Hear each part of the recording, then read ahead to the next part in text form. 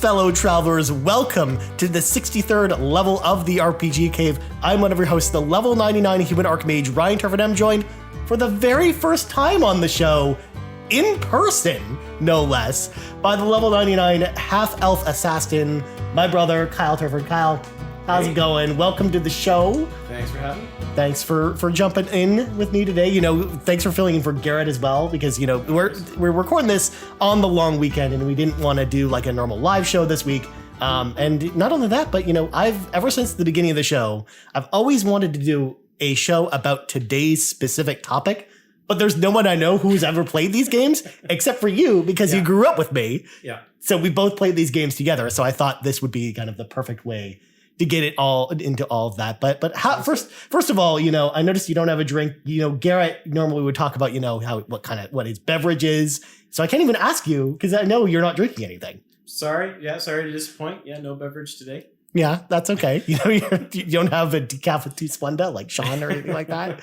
No. But anyways, this is the RPG Cave. We talk about RPGs all the time, except for right now we're talking about beverages. So before we start the show, there's a number of awesome things we would love for you to do to support the show. First off, if you're listening on audio feeds, don't forget to subscribe to us on your podcast feed of choice, or rate us if you're on Apple Podcasts or Spotify. If you're watching the video over on youtube.com/carpoolgaming, don't forget to like the video, subscribe to the channel, and then ding, ding, ding. Ring that bell to be notified whenever we put up new videos or whenever we have a live stream. And again, come hang out on one of our live streams sometimes. Also, if you want our shows a little bit early or some exclusive content, head over to Patreon, patreon.com/carpoolgaming. Throw a little tip in the old tip jar and out comes content. And then last but not least, if you want an RPG Cave t-shirt, which I'm not wearing today for whatever reason, or another Carpool Gaming branded t-shirt, head on over to our merch store, bit.ly/CPG merch. Well, without all that out of the way, Kyle, before I actually read from the sacred text, we have a question from the community before we get into this. And this comes to us from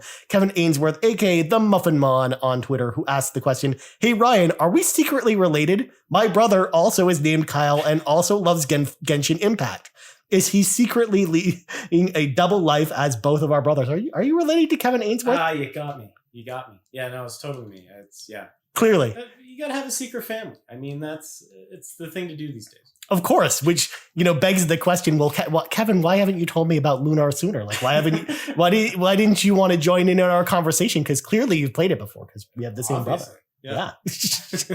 Good God. By the way, expect more Genshin Impact questions later, Kyle, because I told people that you like Genshin Impact. I do. Yeah. But enough about all that. Reading from the sacred texts is what we're doing. I didn't even tell you to do the thing, which is good. Oh, there you go. Or you could have done like the old like AAF thing that Scott used to do. You're writing. Yeah. I did that once on one of the shows and people were like, "What the heck are you doing?" And yet if Scott was watching, he'd know exactly. Exactly. That's what I said at the time too.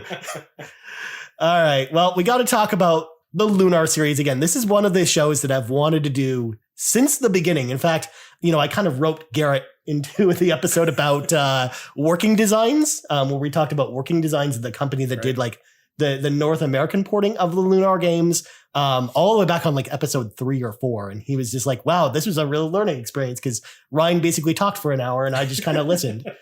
But this time around, you know, now that I've had someone who's played some of these games, you know, we're finally able to talk about the Lunar series, like one of my, you know, all-time favorite JRPG series. But before we get into our discussion about the games, we got to start with fun facts, because Kyle, you know, as a listener of the show, you know, I come prepared with fun facts. You can even see my fancy notes. Look at those.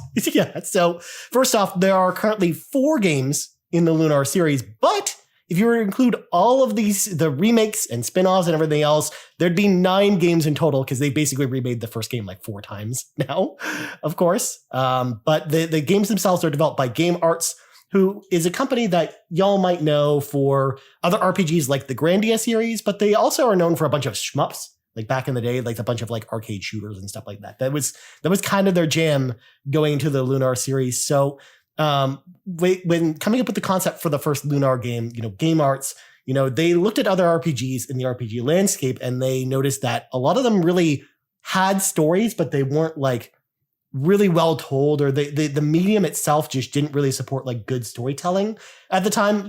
Like they looked at, you know, games like Final Fantasy or Dragon Quest on the NES and were like, these games have stories, but like, number one, how good are these stories really? And number two, like, do those consoles even really support, good storytelling practices? So what Game Arts decided to do is, since they were developing a game on the CD format, which was brand new at the time, because this game was in development in like 1990, like that, like, the year after Super Mario Brothers 3 came out. Right. So, putting things in perspective, that was a long time ago before people had access to a lot of this stuff. They looked at the CD format and were like, hey, we could do a lot with this, both with CD quality music, but also with, the presentation could really tell the story in an interesting way. And in fact, for those that don't know, the original Lunar in particular is like a really influential game on Japanese game designers, to the point where like the modern JRPG model is really built off of what Lunar really built in a lot of ways, with its reliance on cinematic storytelling. Like, even if just play a PS1 RPG from Square Enix with like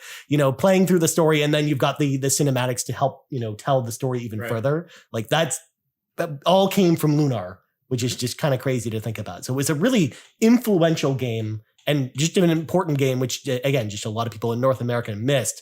But we'll get into that in a little bit. So Game Arts at the time, again, were mostly known for shmups, so they knew that they had to do something different to approach RPGs. So what they did is they formed a studio called Studio Alex, which of course named after the main character of Lunar, to basically house and build the designs for their RPGs. So they put that team together specifically for developing RPGs, and then Team Alex then, after the Lunar games, went on to do the Grandia games, and then they kind of fell off the map after that because, Game Arts was kind of in trouble after that. But, we'll save that story for another day. So the first Lunar game was released on Sega CD in Japan on June 26, 1992, which was, before Phantasy Star 4, before Shining Force 2, before Chrono Trigger, before a lot of these big RPGs came out. And again, it was a really revolutionary RPG at the time, and it was kind of like a disruptor. In fact, the game was a critical and commercial success at the time in Japan, where it sold over 100,000 copies, which normally not a huge selling number in today's standards, but at the time there were only 400,000 Sega CDs sold, period, over its lifespan, and 100,000 of those people had Lunar. Nice. So it was like an attach rate of 1 to 4. Which, if you look at, game attach rates, that's bigger than almost every game except for Mario Kart 8 on Switch. Like that's the type of attach rate we're looking at with a game like Lunar, which is, again, huge. Like almost everyone who owned a Sega CD in Japan owned a copy of Lunar, which is why if you're looking at, buying games from Japan, like that's actually one of the cheaper Sega CD games because it sold so many copies in Japan. But did it sell as well as Tomcat Alley? But way better than Tomcat Alley. Surprisingly, Kyle. Surprising no one. Surprising. Yeah. Tomcat Alley surprisingly actually sold much better on the North American charts. Yeah, but yeah. And in fact, actually, when you look at worldwide sales for Sega CD games, it's only behind Sonic CD. And that's because Sonic CD, with a lot of North American variants, just came with the Sega CD. Yeah. So it just naturally sold more because you bought it and it came with your Sega CD. Kind of like our copy of Sonic CD. Yeah, our copy did, yeah. Yeah. And then the North American version actually came out a year and a half later on December 1st, 1993. That was ported by Working Designs. Again, if you want to hear the whole history behind that, go back and listen to the Working Designs episode because I talk about it with Garrett there. That was their first game doing localizations in North America. And of course, after the success of this one, it quickly spurred on a sequel. So we had Lunar Eternal Blue being developed, but what they wanted to do is focus more on the animation. So it took much longer to develop that game. And again, we'll talk about it when we talked about Eternal Blue, but the animations in that game are like off the charts when you consider, the power of the Sega CD at the time. But Eternal Blue came out on Sega CD in Japan on December 22nd, 1994, and then came to North America on September 15th, 1995, which is right around when the PlayStation came out in North America. So a lot of people really missed this one. And actually, again, it just continues to, support my theory that 1994 was one of the best years in all video games. Chrono Trigger, Super Metroid, Lunar Eternal Blue, Donkey Kong Country, come on, the list is off the charts for 1994 video games as far as games concerned. Phantasy Star 4 as well, same year. So just so many amazing games in 1994. But that's going to do it for fun facts, giving you a short history on the series. and all that good stuff. But what do you think? Like, it's kind of an interesting story where like there's this shmup studio that's like, yeah, we're just gonna just do RPGs. That just sounds like fun. Well, it's not even that they did RPGs; it's they did RPGs right. Yeah. In my mind, it's not like they just kind of threw out something that was kind of a flash in the pan, but it's something that I would argue kind of defines the genre today. And it's not out of a Square Enix. It's not out of like this, a company that you would assume would create something that would be genre defining in the JRPG genre. Yeah. Yeah, like they just kind of came out of nowhere with this one and did it amazingly well. And again, it blew our minds even when we got our copy in like 1994. Yeah. And that was like 2 years after the game came out in Japan. Right. So just imagine like, I can only imagine what it would have been like to play that game when it first came out. Like, it would have been crazy. Like there was no other game that looked like that. Yeah. Well, and you wouldn't expect that. And, it's kind of going back to the whole, at least I find here, with the Sega CD, it was a lot of like Tomcat Alley, just FMV games. yeah. It's like, how can we make a QuickTime event a game? Yeah. And Lunar was very much not that. It was total opposite. Yeah. Which then spurred on so many other RPGs coming to the Sega CD. Like that's something I talked about on, the Hot Takes episode, where the Sega CD, I think, is like one of the strongest consoles for RPGs because that system was FMV games. Right. Or, arcade ports or RPGs. That's all you had on that console. Right. And the RPGs on there were really strong. It's just too bad because most of them didn't come out here. Yeah. Or if they did, the printings are so limited that they're like over $1,000 to buy now. Yeah. Which is crazy. In fact, I'm like, man, these are dangerously close to falling off the couch. And I'm like, this is so much money too. They just, sitting in our living room here. So, but anyways, let's start talking about the games themselves. But before we get into it, I've told this story before on the very first episode of the RPG Cave about how we got into RPGs and about, the story of how we bought Lunar. But because I've already told that story before, Kyle, and because I've talked a while, I'm going to grab a sip of water. I'd like you to tell the story of how we got into Lunar. Because normally I'd ask the guests, how did you get into the stories? But since we both got the same story and I've told my end of the story before, I'd like you to tell your side. To recount the tale? Yeah. So we used to have a thing with my grandparents where, when it was our birthdays, they would take us to Toys R Us and we would just kind of have effectively free reign to buy one item. Yeah. So 90% of the time, up until, video games kind of entered our lives, it was always like I would find either a robot or a dinosaur or a robot dinosaur, or it was usually, something in kind of that genre. It was some kind of action toy. Yeah. But then, we got Sega Genesis and we got an NES and Super Nintendo and then eventually the Sega CDX. And so for my 13th birthday, we went to Toys R Us, and it was time to pick out a game.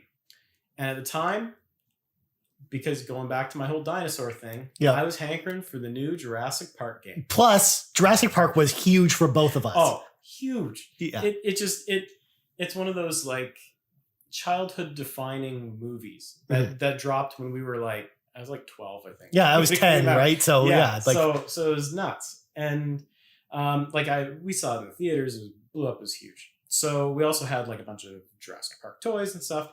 So I was like, there's a new Jurassic Park game. We have this new console, the CDX. I'm like, dude, we get to play this.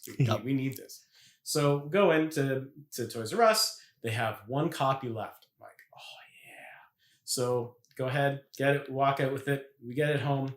We drop it into the CDX. Broken. Yeah. So it didn't work. So we're like, okay, well, that sucks. So we go back to Toys R Us and we're like, hey guys, this is broken. Can we exchange it? And they're like, yeah, sure. But the problem is that was the last copy that we have. We're not expecting any in for a few weeks. So pick something else. So I kind of like hemmed and hawed, walked up and down the aisles, because at that point in time, there were aisles with games on them. Well, no, that too, but you had, because it was old school Toys R Us, you had the slips. Yeah, the slips. Yeah, you had to bring up to the counter. Yeah. And so I'm just kind of like, I'm 13. So it's like, I'm looking for something that's like visually appealing.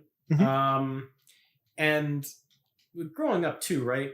We were kind of in that generation where we watched a lot of I would argue is almost anime, but it's really not. Yeah. You know, like the old Transformers. Well, old Transformers was technically anime, just like Voltron was too. But Voltron's a good example too. Like these kind of old shows where it's that style of animation kind of resonates with us, right? Yeah. So I'm kind of walking, and then can I borrow? Oh yes. Yeah. And then I see this guy. Yeah. You know, and it's a very familiar, like a Robotech or a Voltron style kind of drawing and animation. You've got like this big looking dude here. I'm like, oh, that looks ominous. That's kind of cool. So it just really kind of grabbed my attention. And even though I had literally no idea what it was about, I just kind of on a whim. Yeah. Said, hey, let's do this. Let's give this. Well, not only that, it helped also because around this time we had access to Sega Channel, which I talked about on the show before. Yep. It's kind of like a subscription service that you would download games from, like the Sega servers using your cable line to a cartridge. It's like Game Pass, but for old people. Yeah. Right. So, we famously were very turned off by RPGs by playing Genghis Khan on NES, which we thought was an RPG, but it actually was like a Romance of the Three Kingdoms style simulation game. So after playing Shining Force 2 on Sega Channel, which was maybe a couple months before we got this, we were also kind of looking for RPGs as well. In fact, and it even says RPG right on the box. In like gold letters. So I think that helped that decision a little bit too. And I also remember like the first time even seeing this cover was actually there's a print ad because we had a subscription to GamePro at the time. And I remember seeing a print ad with this art on it. I was like, oh, that looks kind of cool. Yeah. And then just turning the page and then looking up, reviews or guides for something stupid, in GamePro. As usually was the case with GamePro. So I mean, we grabbed the slip, brought it up to the front desk, and away we went with, kind of life-changing is maybe not the best, but, it definitely informed kind of my opinion on video games and to a degree, like animation and stuff. I'm a massive anime fan, although I've kind of over the years kind of fallen off of gaming a little more. And I watch arguably a little too much anime sometimes. Just a bit. But it is something that I still really enjoy, kind of that storytelling, the animation style, even the high fantasy stuff is really nice too. Mm-hmm. Well, yeah, actually, again, this was kind of a big moment for me too, because it really took all the things that we'd seen over the years and really put them in perspective for me, where it wasn't until I played this game where I didn't realize, this is the style of, animation that we've been living with for a while. And then when I first saw, Sailor Moon come on YTV, I was like, oh, that's the same as Lunar. Oh, and then I got introduced into the world of anime through this. So this really, because when you look at Mario as an example, and you look at this manual for like Super Mario Brothers 3, you don't think of it as anime, but he's drawn in an anime style. He is, yeah. So it really, again, just a game like this that had like full anime cinematics, just really put that in perspective in a big way. Back then. Yeah. So we should talk about the first game, Lunar the Silver Star. So it came out on like a bunch of different platforms. There's so many ports of this. I've got the Sega CD version here that Kyle showed off. It also came to the PlayStation 1. In fact, this was my very first PlayStation 1 game because I bought this along with the console. And actually the reason why this case is a little bit off, besides the fact that it's a paper case, is because I remember them telling us at the store when I bought this that, the only copy we have left is like the shelf copy. So this had been sitting on the shelf for like 2 months for them trying to sell it. So it was already kind of in beat up condition when I got it. Which blows my mind that it was there for 2 months and nobody bought it. Well, I know, because again, I'm glad I bought it when I did, because they're like, do you really want to buy this shelf copy or wait for us to get more? They never got more. So, like, this was back in the day where just games like this were super limited. And if you didn't buy them when you saw them, you would never see them again. And now this game's like stupid expensive in this iteration. So, so PlayStation 1, it also came to Sega Saturn in Japan as well, but we never got the Sega Saturn version because of course we didn't. It also came to the Game Boy Advance in Lunar Legends. And this version, a little bit different than the other games. In fact, it's much closer to the PSP remake, which is the last remake they did, called Silver Star Harmony. And what's different about those games, and I don't know if you knew this, Kyle, but you actually start those games not as Alex or Luna, but as Dragon Master Dyne. And it shows you the final conflict between like the four legendary heroes against like the villain that they're fighting, and then teases that storyline well before you learn anything about it. So like I thought that was like a really interesting approach to it. And now if you pick up Lunar on any other console, because it is also on phones, but as Kyle told me today, doesn't work on most modern iOS or Android devices. So good luck with that. So so just anyone out there who does want to pick it up on iOS, I have an iPad Pro 11-inch, the 2019. I was like, hey, $10 for Lunar, and I get to play it on my tablet. Sure, I'll give it a shot. No sound no work. So. Of course. Yeah. But it would probably work on our grandmother's iPad too, though. Probably, yeah. Yeah, it probably would. Yeah. Yes, because we have one of those in the family. But yeah, lots of different ports, and all of them are kind of different from each other. Sure. Like the storyline changes, for example, and we'll go into mild spoilers here, just because I don't know how many people are really going to go back and play all of these different iterations anyway. So I don't know if it'll matter too much.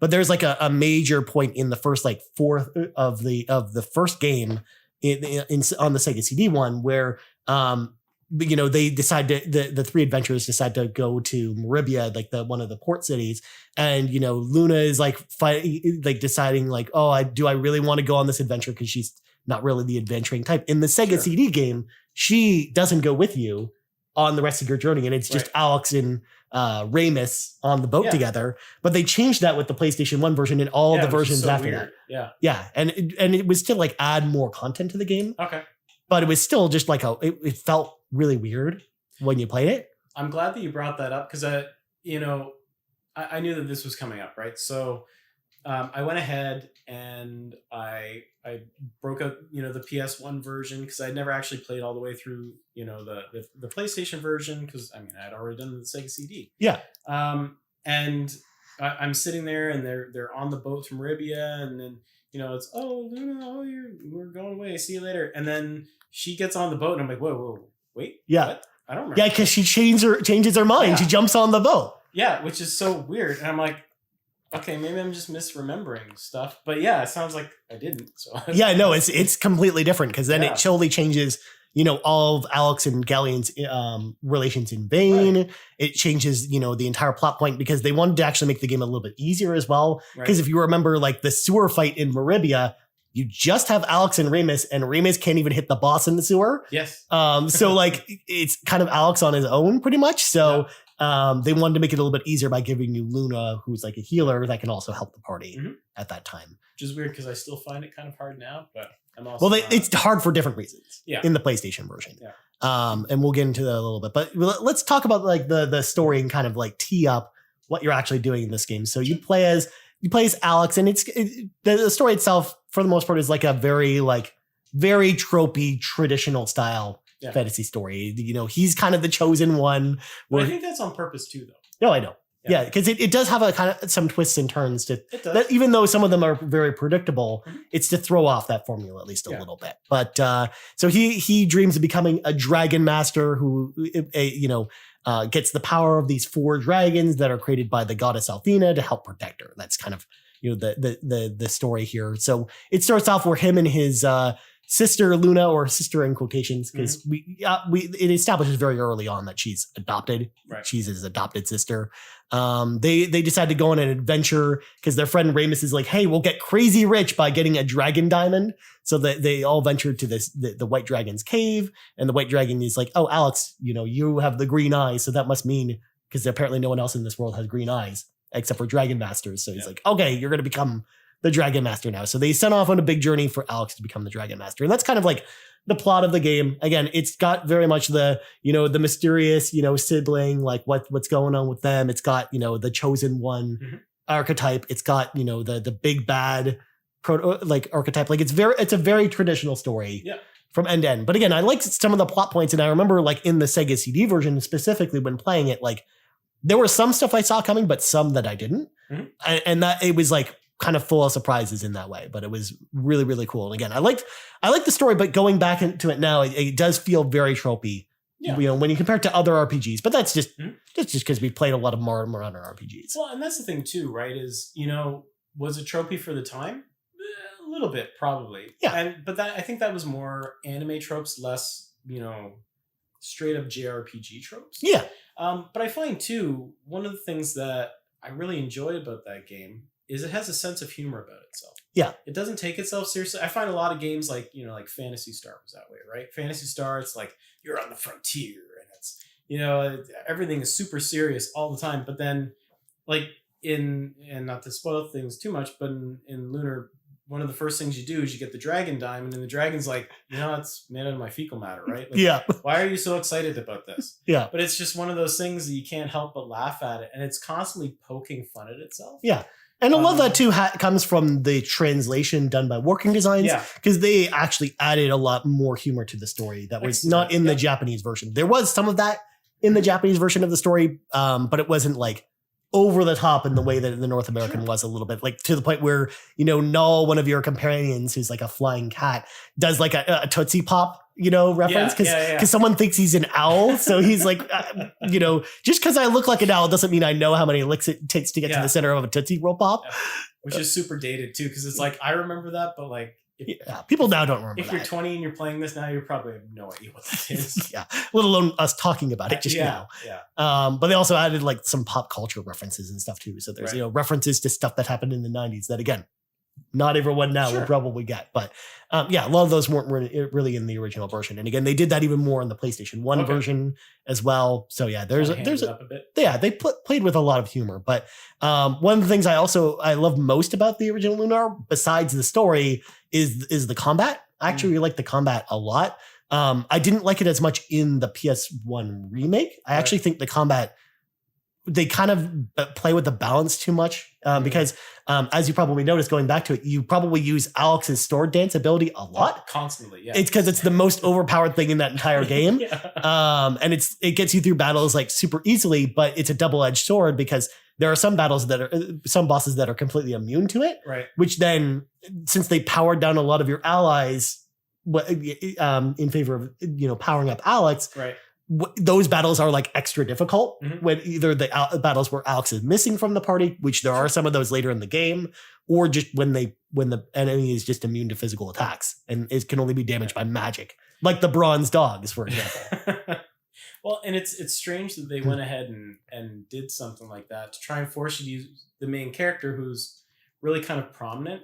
You know, like Final Fantasy 12, right? They purposely buff up Vaughn, who's supposed to be the main character, because he's terrible, and nobody would play him otherwise. Yeah, you know. But I mean, Alex is kind of the star of Lunar. Yeah, it is Alex and Luna. Well, and again, in the Sega CD version, he becomes progressive. I think the power progression for Alex is way smoother because, like, even when you start getting your dragon abilities later in the game, they're not like they're very overpowered, but they also cost like a fourth of his mana to use, so you can use them very sparingly, and they're not like. It doesn't feel like when you're going into the battle, you're just, you know, spamming that the entire time. Sure. Also, one of the things I like about the combat too is you don't have to choose party members. You get to bring all 5 members of your party, whoever you've got at the time in the story, into the party in the combat with you, which I think is awesome. Like unlike, you know, Final Fantasy games and stuff like that, where they're like, oh, well, you can only bring 3 people of your party in, but you've got 12 characters to choose from. And especially Final Fantasy 7, it's like it's hard. It's like, how do you choose that? I mean, Kate Sith you can throw up, but like.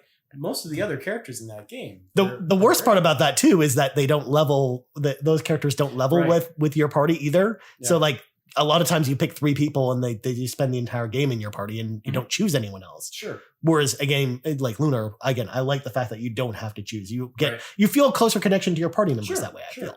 And then of course the animations, like God, like back when we first played that, like that.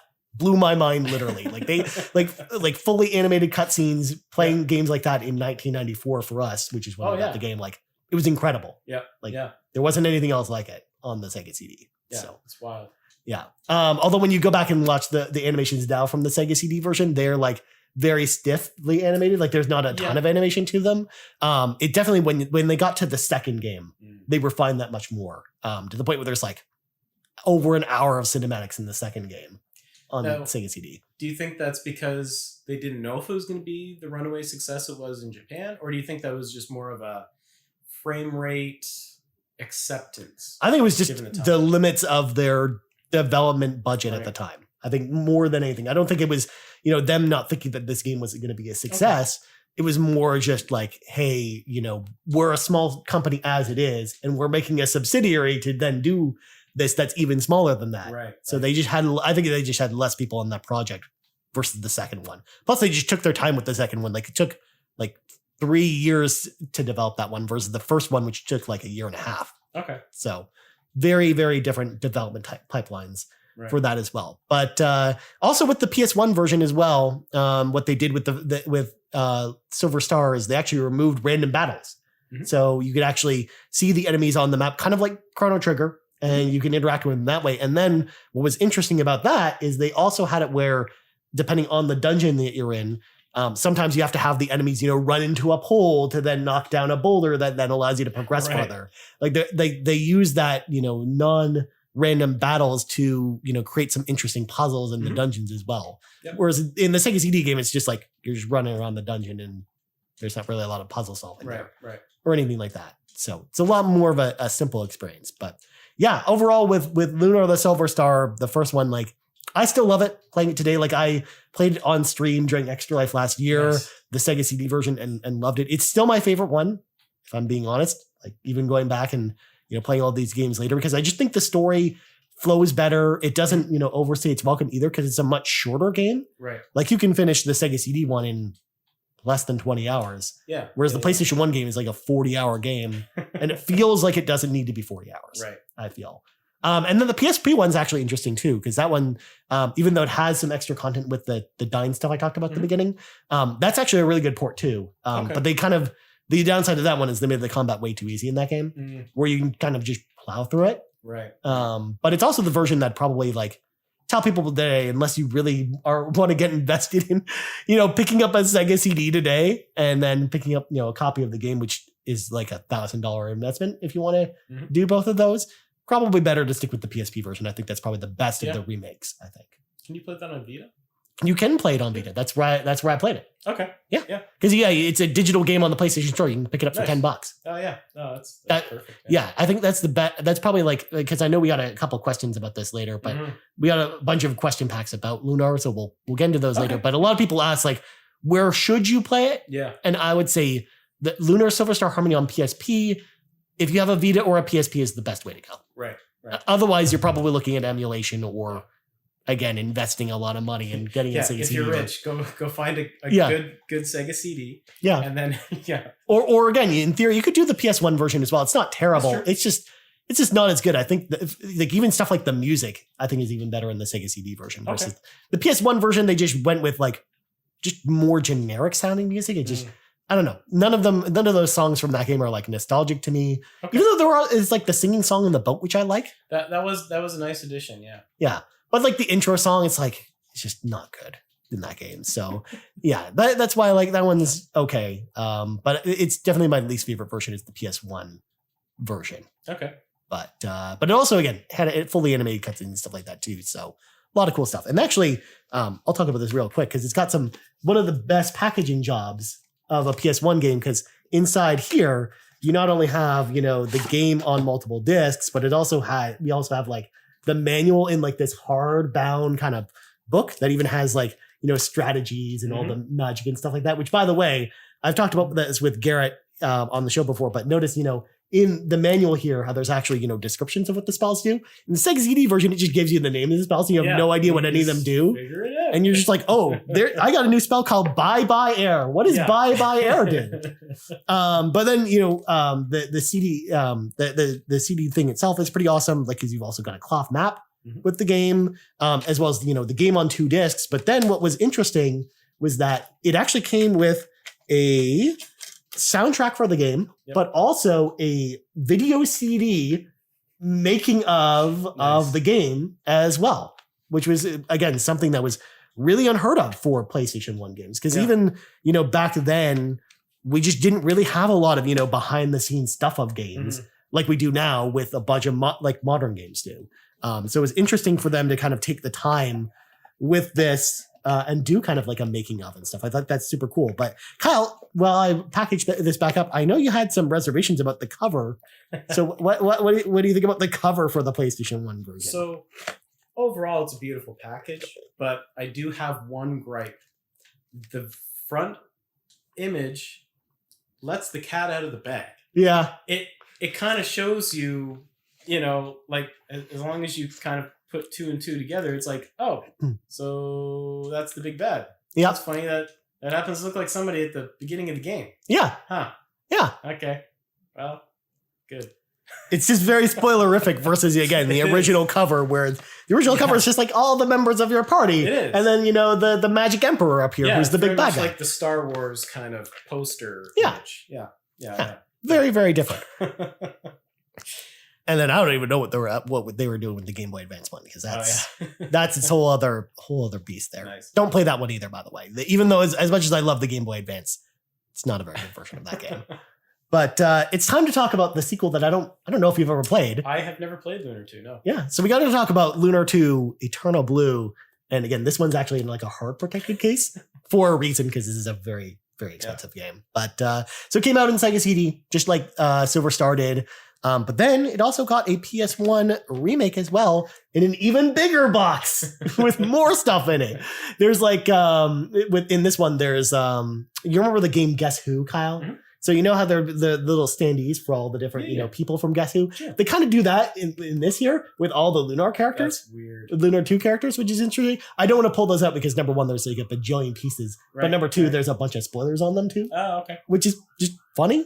They did that. That's weird, yeah. But yeah, so this box, of course, really, really fancy. But Lunar 2, much different story than the first one. First of all, it takes place, thousands of years after the original Lunar. So you have very few, if any, returning characters. And you can probably even guess after playing Lunar which characters would probably live for 1,000 years. Those are the characters that are back in this one.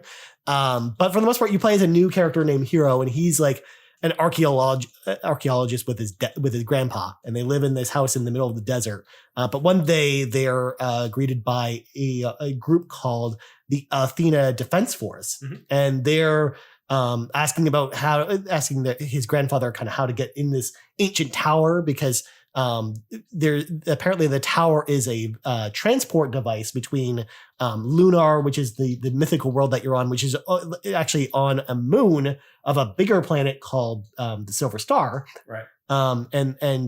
This tower is supposed to be a teleportation between the two planets, essentially. So they're trying to get in there because they've been told by Athena, who's like the goddess who created the world, essentially, that, an evil destroyer is coming to destroy the world through the transport device, and they need to go stop her. So as they go there, like Hero and his grandfather decide to show them how to get in, but they run into the person first, and her name is Lucia, and she informs them that she's not here to destroy the world. She's actually here to save the world, and she needs to talk to Athena, and they need to, work things out and come up with a plan to save the world, because, the ancient god that once destroyed, the main world, the Silver Star, which is now like a barren wasteland, is coming back, and they need to figure out a plan to stop him. But Athena's guard think that she's actually here to destroy the world, so their orders are to murder her, or to execute her. So basically, it's her, Lucy and Hero kind of on the run for the story, and you meet like a wonderful cast of characters along the way. But it's kind of them trying to get to Athena and then coming up with this plan to save the world kind of thing. So very different type of story from the first game. And I actually think that, at the time I liked the story in Lunar 1 better, but I think Lunar 2 now, after playing modern RPGs or playing, watching modern anime and stuff like that, I think it's actually a better story. Okay.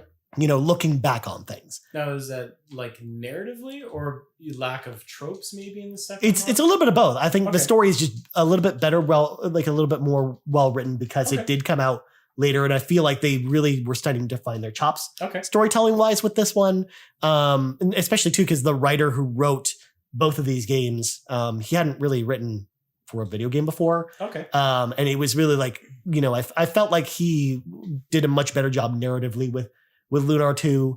And then also, again, since there was so much more attention to detail with the cinematics, even just the presentation of the story was much more interesting this time around. Like where you're walking around and you're getting like new animations like every like 10 minutes sometimes. Oh. And they're like full, they're much closer to what you would expect on a PlayStation 1, where it's not like full anime cutscenes, but pretty as close as the Sega CD could possibly get to that. Right. With like, much more detailed animations and much more movement in the animations. So it did a much better job of telling the story this time around. But, in this story, you don't have a Dragon Master in the story. So the combat is a little bit different this time around too, where even though Hero is kind of the main, protagonist of the story, he's actually probably the weakest character in the game because he's kind of like he kind of plays like the thief archetype. Okay. So he's actually like a speedier, like weaker character, but so kind of like a Zidane from Final Fantasy IX kind of deal? Okay. That kind of thing. Cool. But also too, the party that you don't have like an overpowered, physical attacking character like Kyle either from the first game. So the party dynamics feel very different because your party makeup this time, you basically got a thief, a cleric, kind of like Jessica, where he's good in attack and healing. Okay. But then you've also got a dancer who has a bunch of different dances. Like a buff, debuff bard Yeah, deal? exactly. Where she can like poison or put enemies to sleep and stuff like that. Yeah. You've got Lucia, who's a sorceress. And then you've also got another sorceress as well, Lemia, who's a descendant of Nash and Mia. So you've got like a really interesting party dynamic. That's weird. There's no like tank damage sponge. No, there's nothing like that. Very strange. Yeah, so it just gives the combat a much different feel versus the first game, even though the mechanics are the same. Right. They changed things around. But there is also a change in this one that is, I don't love very much, and I'm sure you of all people would not like either. So in the first Lunar, how you can pretty much save anywhere. There's no save points. In the second game, you can also save anywhere, but in that game, you don't just get extra level up abilities for your spells. You have to level them up with yourself using what's called magic experience points. And you earn them in every battle. But in order to save your game, you have to use magic experience points to save your game. And the cost to do so scales higher the farther you get into the game. To the point where sometimes you have to make the choice of, do I level up one of my character's skills or do I save my game before this boss? That's awful. Yeah. Because apparently the head of Game Arts, after, receiving feedback from Lunar, people thought it was too easy, or there was too little risk because you could save anywhere. That you could save right before, the final boss or whatever. So he was like, okay, this is how we'll counteract this and add some kind of payment system to save your game. Yeah. I'd rather you have to be in the overworld and use a tent or something at that point. Yeah. Or again, just put 3 save points in each dungeon. Sure. And just call it a day. That's way better than using your experience. It felt very much like Resident Evil-ish in not a good way, where instead of using the rolls of your typewriter, you're instead using your experience points to save, which is just fun. And again, the more and more you level up your magic, the more and more points it takes, and it's just towards the end of the game, you have to make some serious choices as to where you're going to save your game. But all in all, I actually like Lunar 2 a lot. I think it's actually a really good game.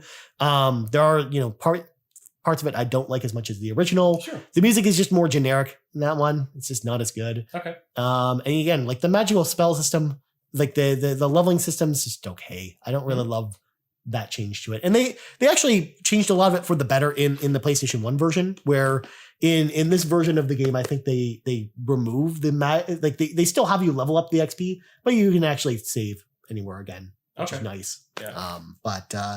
All in all, I think Eternal Blue is a great game, but it's just a game no one had access to because it didn't really sell super well on Sega CD, because at the time it was coming out, that was when the Saturn was about to come out. Sure. So just people were not playing it on there, and it never got a Saturn port. Yeah. At all, because people were the company just assumed, oh well, no one bought it on Sega CD, so of course they don't want another version of it. Yeah. So they put it on PS1 instead. But Lunar 2 It's a really good game, and we just wish we played back then. And then we got to talk about the other two Lunar games, and I forgot one because there's another game that we got to talk about here. So number one, there's actually a Game Gear Sega a Lunar game as well called Lunar Samparsu Gakuren, which the translation is Lunar Walking School or Magic School. Weird. It's about these kids at this magic school in Vane before the first game. So it's actually a prequel to Lunar 1, and it focuses, the story is about Vane specifically. Okay. Yeah. And some sorcerers there. They have to fight their own big bad. It did get a Sega Saturn port, which of course, again, only in Japan. In fact, the Game Gear version was also only in Japan too. Oh, okay. Which, again, it's one of the reasons why we've never played it. Yeah. Because we had a Game Gear growing up. Yeah. And you better believe after playing this on Sega CD, if I would have seen that on the shelf, we would have been taking it home with us. But we didn't. Yeah. But would you have enough, AA batteries to play through an entire game? Hey, I had an AC adapter for my GameCube as well, for my Game Gear as well, okay? I would just sit next to the wall and play my Game Gear. It's fine. It only took 8 AA batteries and lasted for half an hour. It's fine. It was a good use of batteries. But then they tried to bring Lunar back, Kyle, about 12 years ago on the Nintendo DS of all consoles. So Game Arts did their final game in the series, Lunar Dragon Song. Get it? Because Dragon Song DS? Oh. It was actually called something completely different in Japan, by the way. But in the North American version, it's called Lunar Dragon Song because that was a whole thing with the DS. Was like Japanese companies in the North American version would name their game with something that began with a D and became with an S, just to indicate it was a Nintendo DS game. Or they would just put DS in the title. And that game is really bad. It's honestly, it's one of the worst RPGs I've ever played. And if you thought, having to save with your XP is bad, in Lunar Dragon Song, you walk incredibly slowly and there's a run button, but it hurts your party to run. As in, it drains your party of XP as you run through the environment. That's awful. Yeah. Not health, it actually drains your XP. Well, no, sorry, your health. That's what I meant to say. Okay. Yeah. It drains your party's health as you run. I mean, I feel my health drain when I run. Okay, so but I kind of get it. Okay, but if you run for like a minute, your party is 3/4 of the way dead. And then, you ran into an enemy, so you're completely dead. Like you're awesome. Just it's over for you at that point. Yeah. So I mean, that's not the only bad thing about it. I mean, it has this weird like isometric perspective to it. It's kind of like confusing to navigate. It's just not a good game. It's just really bad. Like combat's not very fun. So that's all I really have to say about that. I just don't have anything positive really to say about that. There weren't even any characters that I really cared about that game. Perfect. So don't buy that one. Yeah. And unless you're morbidly curious, again, it's $5 if you want a physical copy of it because it's very cheap. Because surprisingly, no one really wants that game. Yeah. But of course, we got some questions about the Lunar series, and then also I've got questions for Kyle specifically. So let's get into it. So we're going to start with Nick at Jennison VT because he's actually a VTuber. Go check out his Twitter for his VTube stuff. He says, yes, Lunar baby, a lady luck, be kind. I guess, which is your favorite one or two, not including the DS games? And how hyped are you on a level 100 to 100 would you be for a remake of one of these games to come out? So first off, I think we both agree, Lunar 1, the original, probably our favorite. Oh, 100. When you haven't played Lunar 2 anyways. But for me, Lunar 2, even though there's a lot of stuff I like more about it, I think overall I like the first one better. If I'm, being perfectly honest. Sure. But as far as, how hyped would be for a remake, I already know my answer to this, so I got to ask you, Kyle. What would your excitement level be for some kind of remake of these games, even though they've received a bajillion remakes already? How would you feel about it? So are we talking remake or remaster? The question just says remake, so that's the question I'm posing to you. So I'm going to, in my head, go with like a Final Fantasy VII remake. Right. Level remaster. Or you could even do something like Trials of Mana even with something like this. I would 100% be in that. Yeah. 100%. That would be phenomenal. I would love to replay that. And I think too, and just remakes in general, like if it's something that was maybe a little different, like I understand why the different iterations have little things here and there. Yeah. Some better than others. Having Luna around in the PS1 version when you're doing like Maribia is great. You mentioned there was a version where Nash has a mech. That's in the Maybe PS1 not version, so by the way. great. Yeah. I haven't gotten to that part. There you fight a boss and Nash is in a mech. That's one of the bosses. Yes, that's a little weird. But yeah, something to kind of like revisit that again, so it's still nostalgic, but you got something a little different out of it. Would be nice. Well, it's especially because like this is the most poignant thing in the discussion point as well to what we're experiencing now in games. Because I don't know if you've been keeping up with the Last of Us Part 1 situation with Last of Us Part 1 on PS5, and one of the biggest complaints people had about that version is just they didn't change anything. Yeah. Whether they could have changed the combat to make it better and left the story the same, or change something up the story. Because you're right, like if they remade it and it's exactly the same, then for people who have already played it, what's the carrot on the stick that makes us want to go back and play it. See, as much as I'd love a remake as well, I think I'd actually be more excited if they did just another game in the series. Right. Where it's like it's great to kind of retread old stuff, but at the same time, I mean, give me something new. Give me and two, like, because my brain's broken, I would love like an actual anime studio to take that over and have like a Studio Trigger-esque JRPG. Right. That would blow my mind. Something that's like hyper stylized, like a Gurren Lagann style game.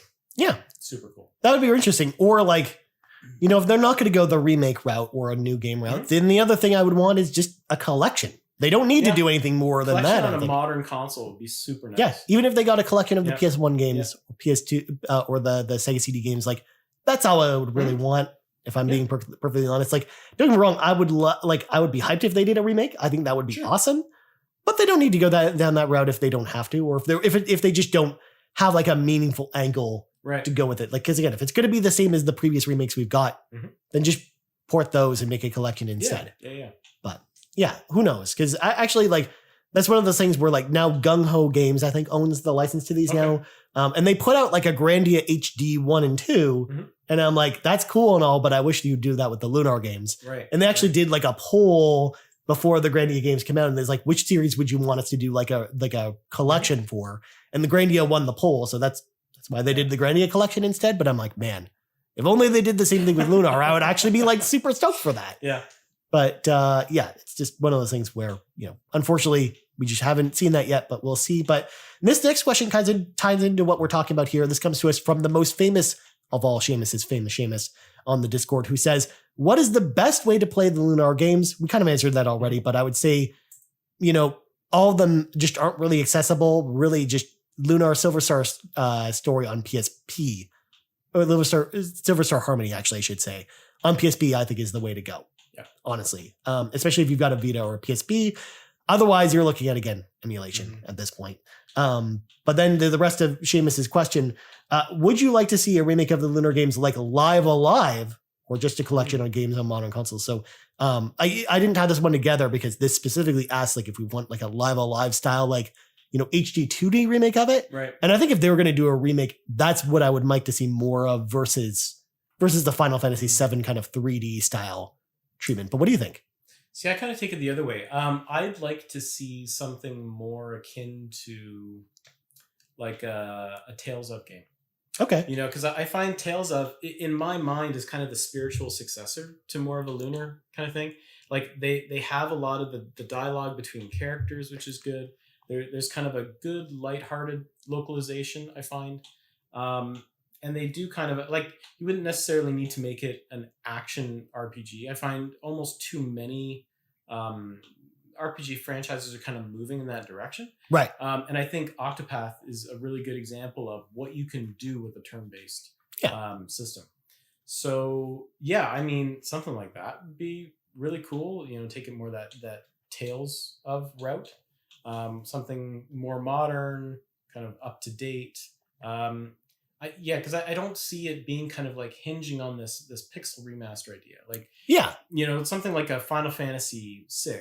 Like, it's almost a crime to see some of the 3DS stuff that they did, and having that pixel remaster is fantastic. But I don't find, like, one of the things that really kind of stuck out to me for Lunar is the kind of the animated cutscenes in that anime style. It wasn't so much the pixel style; it was the anime style that really, was the face of that that franchise. Yeah. And you just don't get that as much in the Sega CD version, Right. but you do get in the PS1 version. Like the characters look closer to what their anime characters can look like in the cutscenes, which is an interesting approach. Whereas Alex, again, he just looks like a very nondescript character in the Sega CD version. Yeah. So it's just funny to look at it that way. But next question comes to us from Blazite on the Discord, and he's got a whole bunch of questions for us. So we're going to start it off with, who is your favorite character in the Lunar games? Kyle, who's your favorite Lunar character? Okay, so I will preface this by saying everyone has a video game crush. Of course. Everyone has their first video game crush. My first. It's Null, isn't it? Jessica, actually. Oh, excellent. Why Jessica? She is kind of she's very strong-willed. She speaks her mind. She does not put up with crap from anyone. And I discovered my love of Beast Girls, which, I mean, if I'm playing a game and the option is to play as a cat girl, I'm a cat girl. Yeah. Jessica will call your eyes out, too. Oh, totally. Yeah. If you look at her the wrong way, yeah. Yeah. Actually, I talked about it on our favorite female characters episode. Okay. I actually talked about Jessica on that episode, too. Nice. Because I also like Jessica as well. Like, in the first game, she's probably my favorite character from the first Lunar as well. I just think she's really well written, and I just like her dialogue, even though I'm not the hugest fan of her weird relationship with Kyle per se. There's some nice moments between them, but there's also just what the fuck did you put up with a lot of this stuff? But I do like that. I like her character a lot, so I think that's a good choice from the first game. Well, and she's a complicated, or not complicated, a complex character back then. Like a lot of the time, if there was a female character in a game, she was like the damsel in distress. Yeah. Jessica's very much not that. Yeah. And also of the male characters in the first Lunar, honestly, my favorite character in that game that's male is not one of the main characters at all. It's Galleon. I actually like Galleon a lot. I think he's got a complex backstory as well. And I like, his whole arc that you go on with him, and not to spoil anything about Galleon in particular, but not only that, but I just like characters with, a darker side to them a bit. Right. So I like Galleon a lot too. So he's one of my favorite characters as well. And I think I like how they flushed him out a little bit more in the PS1 version, where they the Sega CD version, you only really see kind of one side to him until you get to a specific room later in the game that then shows you everything else. Whereas the PS1 game, I think they explored that a lot more. So, right. And then Lunar 2, honestly, I like Linnea, who's again the descendant of Nash and Mia. I think she's a really goofy and funny character. She reminds me of Lena Inverse from Slayers. Yeah. So, and of course I'm just, a huge Slayers fan. So I love kind of the vibe she kind of gives off. And it just feels like she's the most 90s anime, comedic anime protagonist ever. Yeah. And I love that about her. And she's totally fueled by money too. So she's super greedy. So I just love her very quirky character in that game. So she's probably the character I like the most. Although I also like Ruby, who's the new dragon companion that you have as well. She's a kind of a red dragon. And she helps you up your party by breathing fire on some of the enemies. But she's also kind of Jessica in the fact that she doesn't, take any crap from people or anything. Yeah. So I kind of like her a lot too. But then Blazite had more question. What is the defining mechanic in the Lunar series? So that is an interesting thing, because there isn't really if I really have to think back on those games, there isn't really a defining mechanic itself. Again, they changed up the combat so often with those games too that they don't really even if I say the defining mechanic in the first Lunar is something, the Sega CD version, that's going to be different than the PS1 version. So I feel like they change it up too much enough that you don't really have anything consistent. But what do you think? So, and I haven't played the second one, but with the first one, I would say that it's one thing that I think is interesting anyways, is field placement. Yeah. That's something that, I find if you're playing Final Fantasy of around that vintage, it's, you line up on one side, enemies line up on the other side, and you're just kind of back and forth. This has more of, there is a placement mechanic where you start out the match battle where people are placed where you want them, but as you use different skills, they kind of move around the battlefield, and then you have to adapt to that. So I found that was kind of interesting, but at the same time, it's not like you can really direct them to go. It's not like a Shining Force where you're on a grid and you say, okay, buddy has to move over here. It's, you tell Alex to go do something, he runs down and then whacks a dude. Well, he doesn't have enough, I guess, movement to get back to the other side if need be. So you do have to kind of keep that in mind, and it forces you to kind of decide who you send out to go take down different enemies. Or likewise, what skills you use, because some skills require you to be next to the enemy, and then you can't always go back to placement. Or likewise, if you want to keep your distance, maybe you use a magic spell with Alex versus having him run in an attack. But the reason why I didn't pick that as like my central mechanic is that it only exists in the first two Lunar versions. Because then in the PSP version and the GBA version, they eliminate that completely. And then likewise in Lunar 2, they have it in the Sega CD version, but then not the PS1 version. So it's like, again, it's not a consistent enough mechanic where I would consider it like the defining mechanic. But I would say of all of the mechanics in the game, you're right. That is probably the most defining one, across the games. But it's just a shame that they didn't keep it for all the games. Yeah. It's just weird to me. Stupid. Yeah. But yeah, so otherwise, there isn't really like another, mechanic itself that's defining the games or anything like that. Because even then, like, they change up how the battles are encountered or, how you save your game. Sure. Just everything we talked about already. But Blaze Knight asks his final question about Lunar, which is, what are the chances the series ever comes back?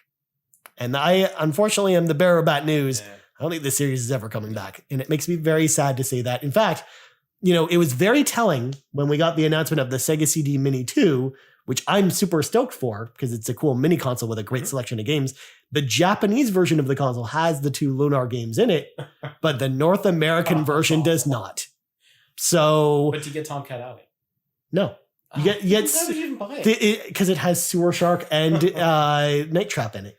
Oh, really? Yeah, and the best part is the Sega CD version is the worst version of Night Trap to boot. So, that's what I mean. So it's like the fact that they didn't even put those in the North American version. Now, part of the reason behind that is because Working Designs, Victor Ireland, the owner of Working Designs, back when Working Designs was still around as a company, technically still owns the rights to the North American versions of all the games they published, including the Lunar games. Yeah. And he basically said, he was basically, upset at Sega. And he's like, you're never going to be able to release these games ever again in no short amount of words. So that's why I think like it would be, that's why like if they re-release anything at all, it'll be, the PSP version of Lunar, because that was done by a different company, or the phone version. And and we'd get those on modern consoles. But even that, like, because these games are available even on PS1 classics on PS3 in Japan, right? But they're not available here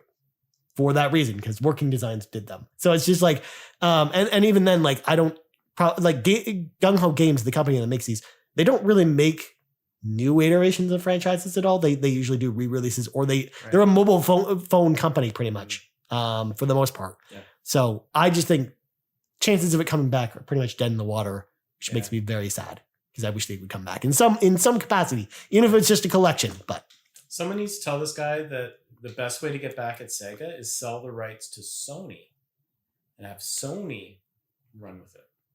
You're just assuming that Sony would buy the rights to all those games. Because again, it's not even just the Lunar games; it's every game Working Designs ever made. Yeah. So Popful Mail is in there. The Magic Knight Rayearth for Sega Saturn. There's a whole bunch of crazy good games that are owned by Working Designs that will just never come back. That's terrible. Which makes me sad. But there we go. Those are all the Lunar questions for today's show. And that kind of wraps up our Lunar conversation. Kyle, we got more questions to go through. Let's start. So we're going to go return to Blaze Knight because he's got another question for us, not Lunar related. He says, what are some JRPG remakes that got the quote unquote best glow up? Kyle, if you want, I'll go first with this one to give you some time to think. I think the JRPG that got the best glow up, even though I could say Final Fantasy VII Remake, which I know I don't want to say it because that's probably Kyle's answer, but Trials of Mana is actually the one I'll say, because Trials of Mana, the remake of that one, I wasn't expecting it to be good. In fact, I was expecting it to be pretty terrible because I love, the Mana style games on the Super Nintendo. I feel like they're timeless classics and they don't really need a remake. But what they did with Trials of Mana is they made it feel just like you were playing the Super Nintendo game, but in 3D in all the best ways possible. Right. And I really, really love that remake of that game. I think it's one of the best glow ups. I mean, the obvious other one is Live Alive, the one that came out this year as well. I think it's got an amazing glow up as well from the Super Nintendo version, especially seeing that in that HD 2D style, just, looks amazing. But yeah. Anyways, I've already kind of spelled out your answer, so go ahead and say it. So yeah, I mean, Final Fantasy VII remake for me, it's the GOAT.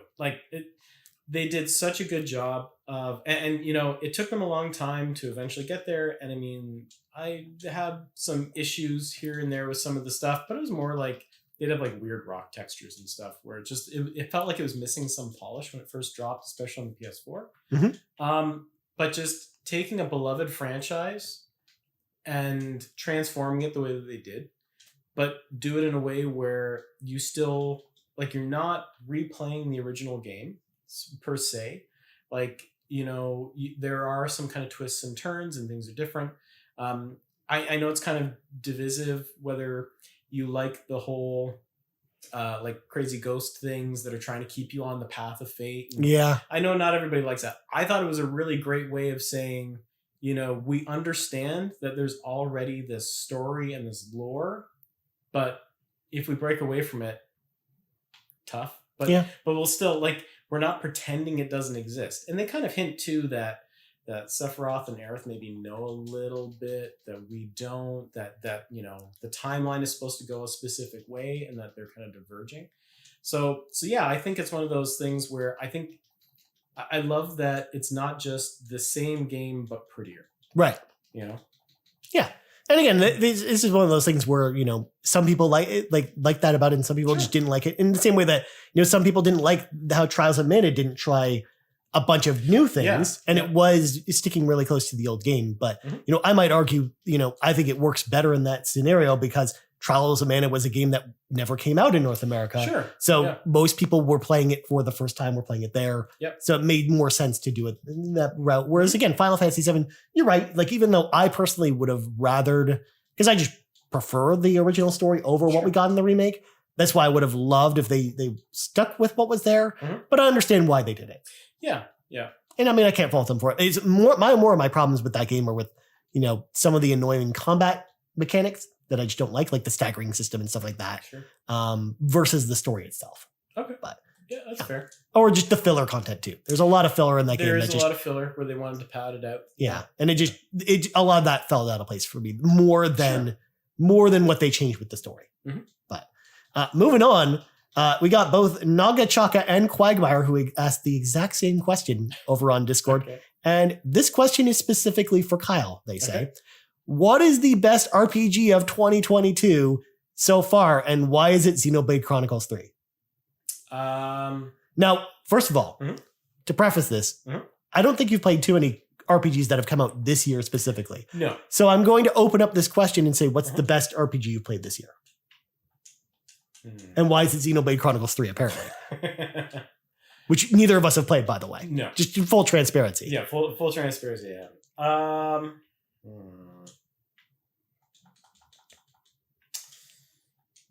You're going to hate me for this. Why would I hate you? I think it's Genshin. Yeah. And it's... okay. So,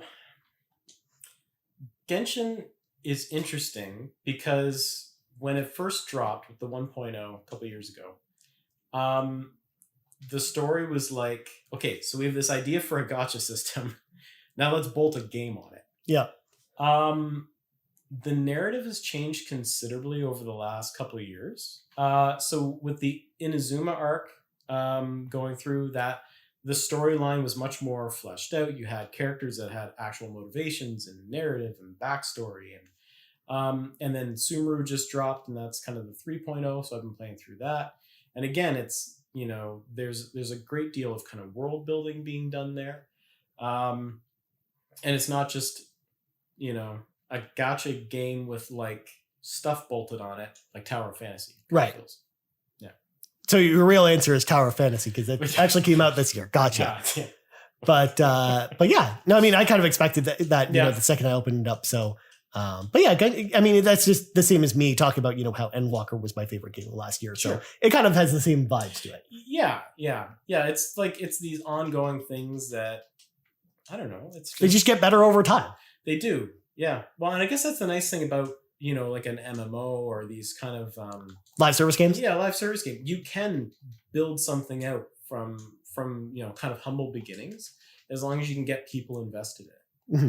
Well, I'm glad you brought up Genshin Impact, Kyle, because we have Genshin Impact questions specifically for you from the most famous of all Seamuses, famous Seamus, who asks, "Who are your favorite Genshin Impact characters?"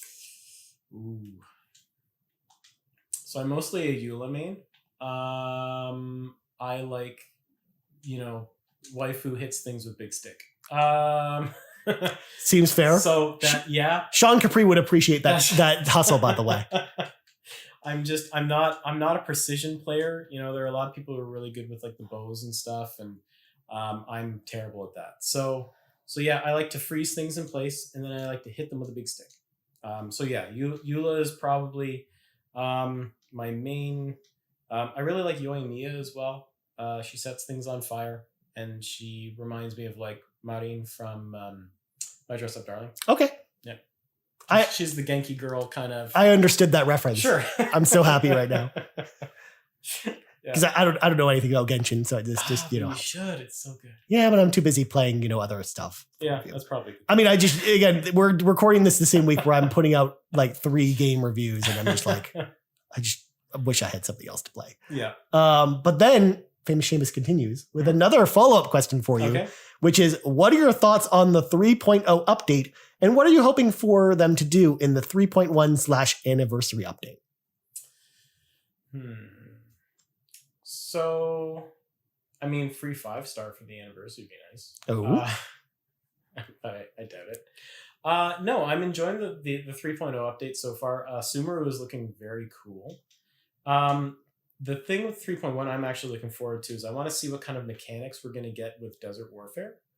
Sumeru is, you know, not to diss it or something, but it is more kind of mountains and forests and trees and stuff. And, you know, they're really good at that. Like, its Mondstadt looks very European, and, you know, you've got kind of these tall cliffs and stuff in Liyue, which is much more like China. But the whole desert thing seems like it'll be an interesting play, and I'm just curious to see how they're going to do that.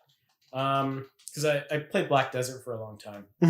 And Black Desert, when you're trying to get across the desert, kind of pain in the ass. Well, it's a desert. It's a desert, yeah. So it's, you know, you have stuff like that, or they had an event called Dragonspine, where Dragonspine's this big mountain. So when you're in the mountain, you have this constant like cold ticker that eventually starts pulling away health. So I'm curious to see how they're going to maybe do something like that in the desert and make it not annoying. Makes sense. If only. So I'm curious to see how they're going to handle that. 3.1 should be kind of the desert expansion from the looks of it, which will be cool.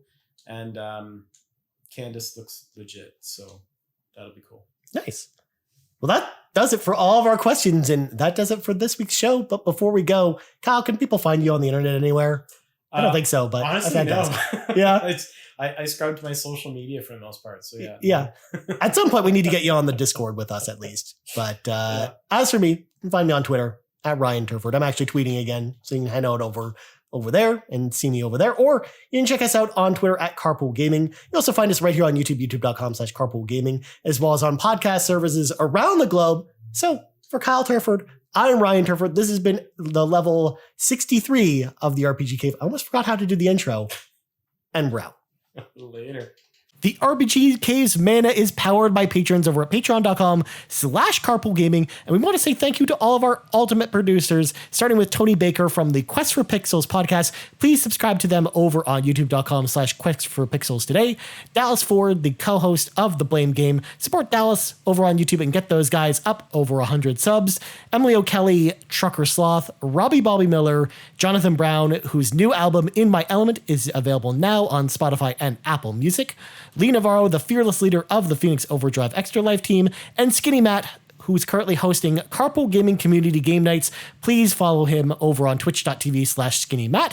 All the links for all of our ultimate producers can be found in the show notes, so please make sure to support them like they've supported us. Also, thanks to our platinum producers, Brendan Myers, Marcus McCracken, Becky Rubin Navarro, and RJ Kern, and our gold members, Anna W., Argo, Cicely Carosa, Dallas Robbins, Drellish, Foolish Fuji, Jose Jimenez, Marcus O'Neill, Nagachaka, The Snack Network, and Mr. and Mrs. Nasty Boots.